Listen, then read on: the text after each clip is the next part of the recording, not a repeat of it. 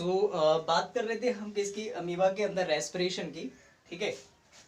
Size इसका बहुत ही small होता है और इजीली क्या हो जाता है, इसके अंदर रेस्पिरेशन हो जाता है। ठीक है। रेस्पिरेशन के बाद जो है हम कह सकते हैं कि रेस्पिरेशन से जो है एनर्जी रिलीज होती है। Energy plus carbon dioxide, energy जो है सेल्यूलर फंक्शन में यूज हो जाती है, सेल्यूलर फंक्शन। ठीक है। कार्बन डाइऑक्साइड जो है again diffused out in water. ठीक है। ये थी एक सिंपल प्रोसेस अमीबा के अंदर। ठीक है। अब हम कह सकते हैं कि ये जो सिंपल डिफ्यूजन की प्रोसेस है, क्योंकि जो है इस अमीबा जैसे जो ऑर्गेनिजम्स हैं उनके अंदर जो है हम कह सकते हैं कि बहुत ही आसानी से इजीली हो जाती है, बिकॉज इनकी साइज या वॉल्यूम जो है इनका बहुत ही कम होता है। ठीक है। जल्दी से हम कह सकते हैं कि इसके अंदर जो है जो ऑक्सीजन है वो सभी सेल के अंदर जो है उसके अंदर पहुंच जाएगी। ठीक है। और एनर्जी और कार्बन डाइऑक्साइड रिलीज हो जाएगी। बट अगर लार्ज एनिमल्स की हम बात करते हैं तो लार्ज एनिमल्स का जो है हम कह सकते हैं कि वॉल्यूम ज़्यादा है। ठीक है। और वॉल्यूम ज़्यादा होने के साथ साथ जो है वो मल्टी सेलुलर है। तो एक तो कंडीशन ये हो सकती है कि लार्ज एनिमल के केस में, इन लार्ज एनिमल्स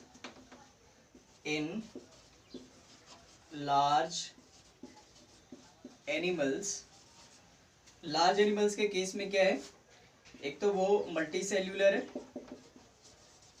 तो मल्टी सेल्यूलर होने की वजह से हो सकता है जो है डिफ्यूजन जो है जो बहुत ही स्लो प्रोसेस होती है। इसमें हम कह सकते हैं कि टाइम बहुत ज़्यादा लगेगा, will take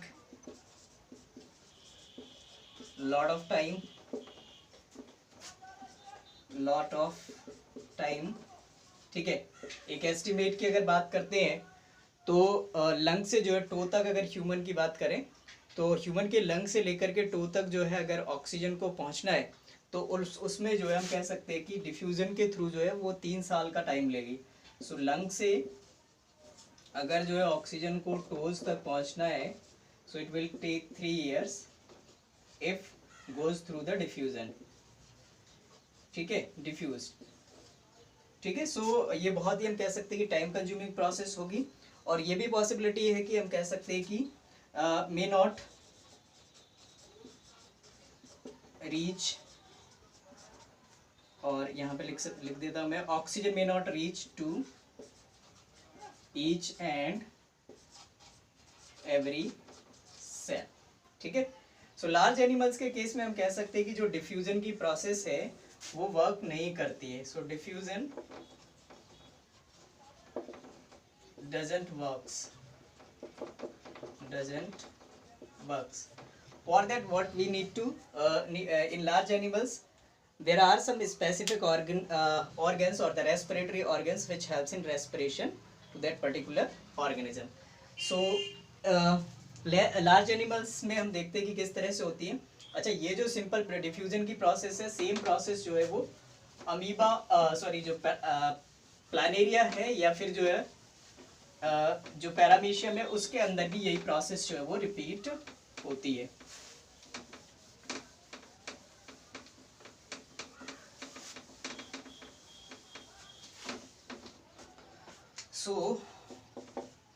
The paramecium and planaria also follow the same mechanism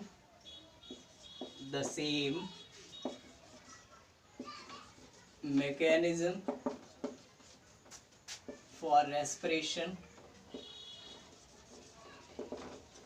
respiration as did or as carried out by amoeba. ठीक है। ये था हमारा अमीबा के केस में रेस्पिरेशन। अब कुछ लार्ज एनिमल्स में जिनके अंदर कुछ जो है स्पेशल ऑर्गन्स होते हैं, वो स्पेशल ऑर्गन्स वाले देख लेते हैं। जैसे अभी हम बात करते हैं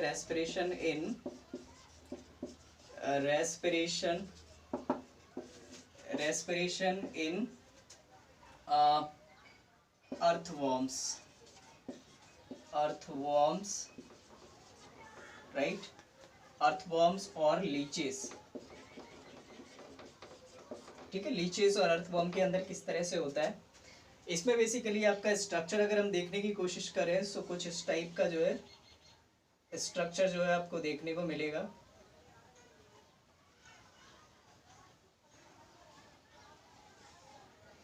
ठीक है,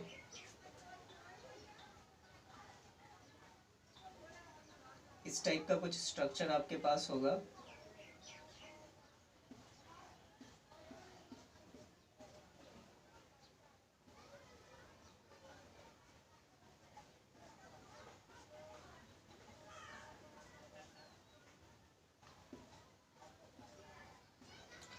ठीक है, सो ये अर्थवर्म का स्ट्रक्चर है। और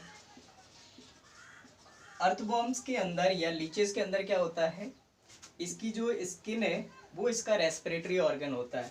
और ये स्किन कैसी होती है, एक तो होती है ये मॉइस्ट और साथ ही साथ जो है ये थिन भी होती है। So thin and moist skin जो होती है वो रेस्पिरेटरी ऑर्गन की तरह काम करती है। अब इसके अंदर क्या होता है, बेसिकली इसकी जो स्किन होती है, स्किन के अंदर क्या होता है, ब्लड का हम कह सकते हैं कि रिच सर्कुलेशन होता है।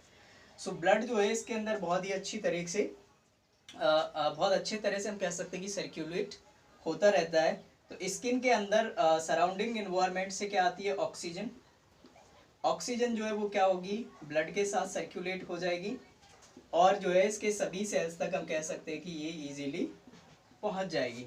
ठीक है, ब्लड जो है लेकर के जाएगा सभी सेल्स तक, वहां पर क्या होगा, रेस्पिरेशन। रेस्पिरेशन के बाद एनर्जी और कार्बन डाइऑक्साइड रिलीज होगी, जिसको ब्लड जो है अगेन जो है वहां से कलेक्ट करेगा, फिर से जो है स्किन के पास लेकर के आएगा और स्किन उसको फिर से एक्सक्रीट कर देगी। तो ये सिंपल सा मैकेनिज्म होता है।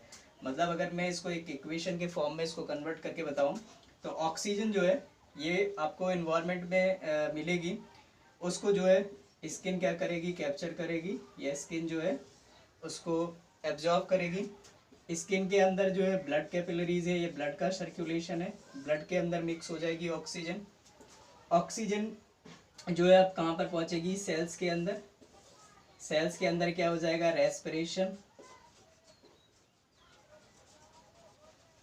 ठीक है, और रेस्पिरेशन के बाद यहाँ से क्या निकलेगी, एनर्जी प्लस CO2। ठीक है, एनर्जी जो है सेल्यूलर फंक्शन में यूज हो जाएगी और जो कार्बन डाइऑक्साइड होगी फिर से ब्लड में, ब्लड इसको कलेक्ट कर लेगा, ब्लड अगेन जो है स्किन के पास लेकर के आएगा और फाइनली स्किन जो है इसको क्या करेगी, बाहर जो है एक्सक्रीट आउट कर देगी। सो ये एक तरह से हम कह सकते हैं कि अर्थवर्म्स या लीचेस के अंदर इस तरह से रेस्पिरेशन होता है। आने वाली क्लासेस पे हम फिश के अंदर किस तरह से रेस्पिरेशन होता है, ह्यूमंस के अंदर किस तरह से होता है, और लास्ट में जो है ह्यूमन रेस्पिरेटरी सिस्टम को डिटेल में डिस्कस करने के बाद इस प्रोसेस को फाइनली फिनिश करेंगे। So till then take care, bye bye.